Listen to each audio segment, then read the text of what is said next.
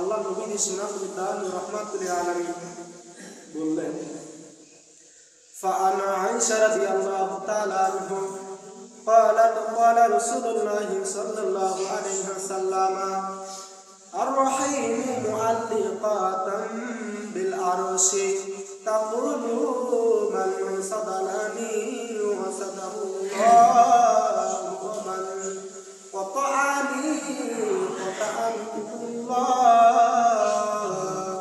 رواه مسلم আল্লাহ নবী সুন্নাতুল্লাহ রাহমাতুল আলামিন জানিয়ে দিলেন, ঘোষণা করে দিলেন আত্মীয় সম্পর্ক কতটা সম্পর্কটা গুরুত্ব রে বাবা, কতটা ফজিলত। আল্লাহ নবী সুন্নাতুল্লাহ রাহমাতুল আলামিন বললেন আর রাহিম মুআল্লাকাতাম বিল আরশি। আল্লাহ নবী সুন্নাতুল্লাহ রাহমাতুল আলামিন বললেন আত্মীয়তার সম্পর্ক এটা কি আল্লাহ পাকের আরশের সাথে সম্পর্ক। জোরে বলুন সুবহানাল্লাহ। এটা কি আল্লাহ পাকের আরশের সাথে সম্পর্কিত আত্মীয়তা। আত্মীয়তার বন্ধন কি আল্লাহ পাকের আরশের সাথে সম্পর্কিত। আল্লাহ নবী সুন্নাতুল্লাহ রাহমাতুল আলামিন আরো বললেন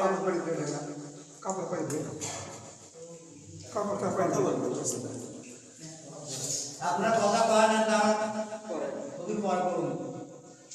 আল্লাহ নবী সুন্নাতুল্লাহ রাহমাতুল আলামিন বললেন যে আত্মীয়তার সম্পর্ক যারা আত্মীয়ের সাথে ভালো সম্পর্ক রাখবে বা আল্লাহ তাআলা বললেন সে যেন আমার সাথে সম্পর্ক রাখলো।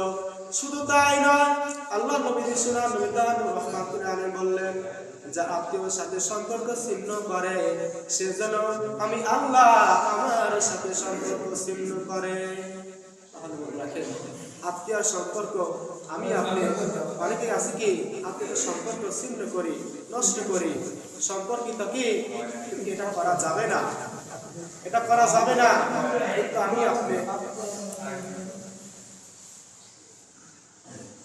আমি আপনি দেখেন আমি আপনি প্রতিবেশী বা আত্মীয় স্বজনের সাথে একটু করে ঝগড়া লাগলেই আমি আপনি কি কথা বন্ধ করে দিই, হিংসা করি, অহংকার করি। কিন্তু আপনি ঝগড়া লাগছে একটু, কিন্তু আমি আপনি অনেকেই আছে কি দেখা হলে কথা বলি না, সালাম দিই না, কথা একদম বন্ধ করে দেয়। আল্লাহ নবী সুন্নাতুল্লাহ রাহমাতুল আলামিন বললেন তোমার আত্মীয়র সাথে ঝগড়া লেগেছে বা প্রতিবেশীর সাথে ঝগড়া লেগেছে 3 দিন পর্যন্ত তুমি না কথা বলে থাকতে পারো, কিন্তু এরপরে যদি তুমি কথা না বলে থাকো শুধু তোমার আমল শুধু গুনাহ হবে। তাহলে কি করতে হবে? আত্মীয়র সাথে মলিন হয়েছে সাথে সাথে কি মিটিয়ে নিতে হবে। আপনি যা বললেন আপনারই দোষ, তাই না? আপনি যা হাতে ধরে যে ভাই আমারই ভুল হয়েছে, বোন আমারই ভুল হয়েছে, তুমি আমাকে ক্ষমা করে দাও। দেখবেন সালামের মাধ্যমে যদি ক্ষমা করে দেবে আপনার আত্মীয়তা। আপনি ওনার সামনে ছোট হলেন, কিন্তু আল্লাহ বলতেছেন তোমার সম্মান আমার কাছে সবার চাইতে উপরে। মানুষের সামনে ছোট হলে কি আল্লাহ পাকের সামনে কি আপনার সম্মান বেড়ে যাবে। কিন্তু আমি আপনি কথাই বলতে করে দিই, হিংসা করি। হিংসা কি আল্লাহ নবী বলে হিংসার কোনো মাফ হয় না। কিরকম ভাবে? আল্লাহ নবী সুন্নাতুল্লাহ রাহমাতুল আলামিন আরো বললেন আল্লাহ নবী সুন্নাতুল্লাহ রাহমাতুল আলামিন বললেন সাহাবীদেরকে বলল সাহাবীগণেরা জেনে রেখে দাও, শুনে রেখে দাও, একটা কাঠ যেমন চুলাতে পুরানো হয়, একটা কাঠ যেমন চুলাতে পুরানো হয়, আল্লাহ নবী সুন্নাতুল্লাহ রাহমাতুল আলামিন বললেন যে এইরকম ভাবে একটা মুমিন বান্দা যদি মনে হিংসা করে কাঠের মতন তার আমলগুলা পুরে শেষ হয়ে যায়। আমল কি একদম শেষ হয়ে যায়। যতই বড় মুমিন হন না কেন, যদি হিংসা এবং অহংকার করে তার আমলগুলা কি এরকম ভাবে কাঠ যেমন চুলাতে পুরালে শেষ হয়ে যায়, কিন্তু তার আমলও কি বরবাদ হয়ে শেষ হয়ে যায়। সে বুঝতে পারে না যে আমার আমলগুলো শেষ হয়ে যাচ্ছে। কিন্তু বর্তমান সমাজে দেখা যায় আপনার সাথে আমার শত্রুতা, আপনার সাথে আমার শত্রুতা, কথাটা সবার উদ্দেশ্য করে বলতেছি, কারোর পক্ষে নয়। আপনার সাথে আমার শত্রুতা, সে আপনার ক্ষমতা বেশি, কিন্তু আমার ক্ষমতা নেই। আমার ক্ষমতা নেই, আপনার সঙ্গে আমি কথাই পারতেছি না, মারামারি করে পারতেছি না। এখন বর্তমান সমাজে ফেতনাটা এমনভাবে ছড়াচ্ছে, আমি আপনার সঙ্গে ক্ষমতা দিয়ে পারলাম না। এখন কিছু কবিরাজের মাধ্যমে, আজ 1 সপ্তাহ আগে উস্তাদ এই সম্পর্কে কি উত্তর দিলেন, বুঝতেন? দেখলাম একটা ছেলেকে এমন ভাবে বান মারছে, একটা পুতুলের সাথে যা করবেন সেই ব্যক্তি সেরকম কষ্ট পাবে। পুতুলের সঙ্গে যেরকম ভাবে আঘাত করবে, সেই আঘাতটা কি যার উপর বান মারা হয়েছে তার উপরে সে কষ্ট পাবে। ছেলেটা এমন ভাবে কান্না করতেছি, আল্লাহ আপনি বুঝতে পারবেন না রে। এমন ভাবে নির্যাতন করতেছে, এমন ভাবে মানে শত্রুতা করে, এমন ভাবে কিভাবে করতেছে ছেলেটা। তাহলে দেখেন এখানে মূল কি? কবিরাজ। শুধু তাই নয়, আমার মামাতো ভাইয়ের স্ত্রী, তাকেও কি জিনের মাধ্যমে জিন চালান করে তার উপরে এরকম করতেছে, সামান্য কিছু ঝগড়ার কারণে। তাহলে কি এখানে কি মূল কি? কবিরাজ। আপনি তথ্য নিয়ে আল্লাহ তাআলা কোরআনে বলতেছেন কি কুফরি কি এটা সম্পূর্ণ হারাম। আমার উপর করছে, আমি আপনাকে শত্রুতা করে মারামারি কাটাকাটি শুরু করে দিই, কিন্তু কি না, আপনাকে মূল আগে কবিরাজকে ধরতে হবে।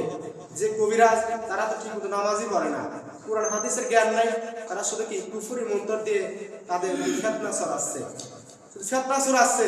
শুধু কুফরি মন্ত্র শুধু এটাই নয়, বিভিন্ন ধরনের বাম পারা কালো জাদু হাদিস আছে, এরকম অনেক প্রকার আছে। মানুষের উপর তার সাথে শত্রুতা করে, তার সাথে ক্ষমতা দিতে পারতেছে না, সে কবিরাজের মাধ্যমে কবিরাজ টাকা খেয়ে এরকম ভাবে অত্যাচার করতেছে, এরকম ভাবে মানুষের উপর জুলুম করতেছে। বুঝতে পারছেন? কবিরাজ গুলোকে ধরে পুলিশে দিতে হবে। ফেতনাটা ছড়াচ্ছে, বুঝতে পারছেন? তাহলে কি আমি আপনাকে বিদ্বেষ মনের ভিতরে রাখা যাবে না। আত্মীয়তার সম্পর্ক আপনাকে ঘনিষ্ঠ রাখতে হবে। আত্মীয়তার সম্পর্কে কি ঘনিষ্ঠ রাখতে, আল্লাহ নবী বললেন, যারা আত্মীয়তা ছিন্ন করে সেই ব্যক্তি কখনো কি বেহেশতে প্রবেশ করতে পারবে না, কখনো বেহেশতে যেতে পারবে না। তাহলে কি আপনার আমার সম্পর্ক ঘনিষ্ঠ রাখতে হবে। সুনান দান বললেন, তুমি সাহাবায়ে কেরামগণেরা তারা কিভাবে সম্পর্ক ঘনিষ্ঠ করতেন। আল্লাহ নবী সুনান দান রাহমাতুল আলামিন বললেন, তো আমার সাহাবায়ে কেরামগণেরা জেনে রেখে দাও, শুনে রেখে দাও, তোমরা কি আত্মীয়তা ছিন্ন করো না।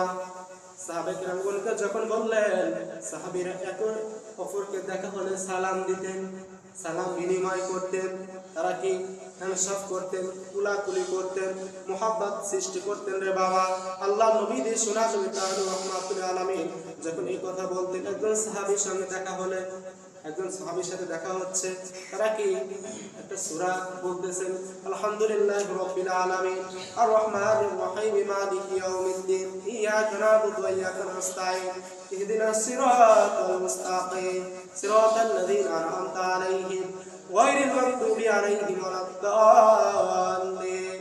সাহাবী শোনাচ্ছেন, অপর সাহাবী আবার শোনাচ্ছেন, কুল্লাহু আহাদ আল্লাহু সামাদ লাম ইয়ালিদ ওয়া লাম ইউলাদ ওয়া লাম ইয়াকুল লাহু কুফুয়ান আহাদ।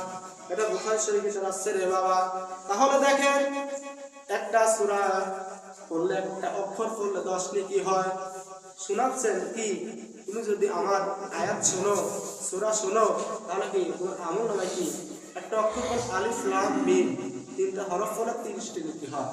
তাহলে কি আমি আপনাকে শোনাচ্ছি, আপনার আমল নামায় কি জমা হচ্ছে, আর আপনি আমাকে শোনাচ্ছেন, আমার আমল নামায় জমা হচ্ছে, আপনার আমল নামায় জমা হচ্ছে। দেখেন কতটা মহাব্বত, কতটা ভালোবাসা। একজনের সঙ্গে দেখা হচ্ছে, আমরা অনেকেই আছি কথা বলার আগে কি সালাম দ্বারাই কথা শুরু করে দেয়। আপনাকে সালামের মাধ্যমে কথা শুরু করতে হবে। শুধু তাই না, একজনের বাড়িতে আপনি গেলেন, সালাম দিয়ে প্রবেশ করতে হবে, সালামের মাধ্যমে ভালোবাসা বৃদ্ধি পায়, আত্মীয়তা আরো ঘনিষ্ঠ হয়। বুঝতে পারছেন? তাহলে কি আপনার আমার ভিতরে কি অহংকার এবং হিংসা রাখা যাবে না। অনেকে আছে অহংকার করি আমার টাকা আছে, আমার পয়সা আছে, আমার ক্ষমতা আছে, সে কি ক্ষমতা দেখায়, অহংকার করে, টাকার ক্ষমতা দেখায়। আল্লাহ তাআলা বলতেছেন, ও আমার বান্দা, তোমাকে আমি টাকা দিয়েছি, পয়সা দিয়েছি, বাড়ি গাড়ি দিয়েছি, কিন্তু আজ দিয়েছি তোমার কাছ থেকে আমার কেউ নিতে পারে, আজ আছে কাল নাই। এরকম কি অহংকার করা যাবে না। অহংকার করলে আল্লাহ তাআলা বলতেছেন এটা আমার গায়ে লাগে। কেন আল্লাহ তাআলা বলতেছেন অহংকার করব তো আমি হলাম তোমাদের স্রষ্টা, তোমাদের সৃষ্টিকর্তা। অহংকার করব তো আমি টাকা পয়সা দিয়েছি, বাড়ি গাড়ি দিয়েছি, মনে করো না এটা চিরদিনই থাকবে না, এটা অস্থায়ী, আজ আছে কাল নাই। তাহলে কি অহংকার করা যাবে না, হিংসা করা যাবে না, প্রতিবেশীর সাথে আপনার সম্পর্ক ছিন্ন করা যাবে না। কিন্তু আমি আপনি বর্তমান সমাজে ভাই ভাই মারামারি, বোনের সাথে মারামারি, কাটাকাটি কি অহরহ চলতেছে। এটা করা যাবে না। আপনি যদি ছোট হন তাহলে কি সমাজের কাছে ছোট হলে কিন্তু আল্লাহর কাছে আপনি সবার চাইতে বড়। সুবহানাল্লাহ। আসেন আল্লাহ তাআলা যেন আপনাকে আমাকে কবুল করেন। আমি আপনার জন্য হিংসা বিদ্বেষ ভিতরে না রাখি এবং অহংকার যেন আমি আপনি না করি। তাই আসেন আল্লাহ তাআলা যেন আপনাকে আমাকে কবুল করেন। তো